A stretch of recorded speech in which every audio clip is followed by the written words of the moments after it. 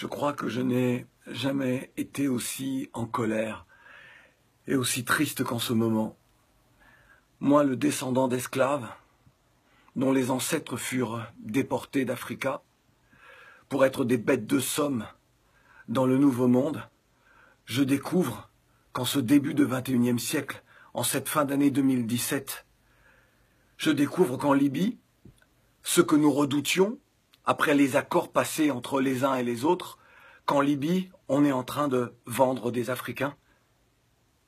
Là, en Libye, on vend nos jeunes qui, parce qu'ils ne pouvaient plus supporter le manque de vision d'avenir dans leur propre pays, ont décidé de partir, de braver le désert, de braver la mer, de braver la violence des groupes armés, de se retrouver humiliés en Europe en arrivant, que ce soit à Lampedusa ou ailleurs.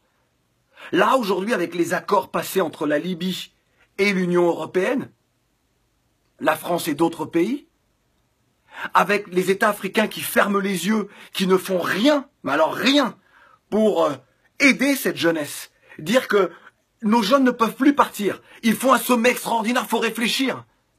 Aujourd'hui, on est en train de vendre, là, des Africains, des jeunes, nos jeunes. On les enferme dans des cages, puis on les vend au plus offrant. Et ça ne vous fait rien. Moi, le descendant d'esclaves, j'ai la haine. Je me demande que faut-il faire. Après cela, il faut que l'on nous dise qu'il faut aimer ce monde, il faut respecter les institutions telles qu'elles soient. Alors que moi, je vais rester là, à ne rien dire, à ne rien faire, alors que, là encore, ce soir, un reportage de France Info nous montre ces jeunes que l'on vend. Et personne ne dit rien. Les dirigeants ne disent rien. Les intellectuels ne disent rien.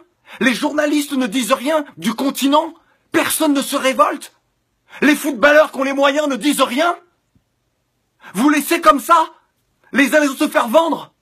Qu'est-ce que les descendants d'esclaves comme moi peuvent penser, doivent penser? C'est donc ce qui s'est passé avec nos ancêtres il y a plusieurs siècles. On ferme les yeux. Vous ne comprenez pas ce qui se joue. C'est l'avenir d'une part de l'humanité. C'est l'avenir de toute l'humanité. Lorsque les êtres humains sont capables de vendre d'autres êtres humains, c'est qu'ils s'empoisonnent eux-mêmes. Ils se privent de l'humanité. Lorsque des personnes ferment les yeux sur cela, ils se privent de cette humanité. Ils rusent avec des principes d'égalité, des principes d'honnêteté, de respect de l'autre, de démocratie. Quelle démocratie? Et celles et ceux qui subissent ça ne sont donc plus des êtres humains? C'est ça que vous acceptez aujourd'hui? Vous voulez quoi? Jusqu'où devons-nous aller pour nous faire entendre? Et là, je m'adresse aux dirigeants africains. Levez-vous, faites quelque chose. Vous voulez quoi? Que je vous supplie? Vous voulez quoi? Que nous entamions des grèves de la faim?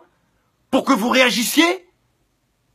Jusqu'à quand allez-vous profiter de l'argent, de la manne, que ce soit du pétrole ou d'autres matières premières de nos pays?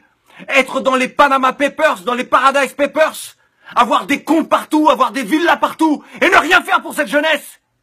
Combien de temps encore? Nous, on est prêts. On est prêts.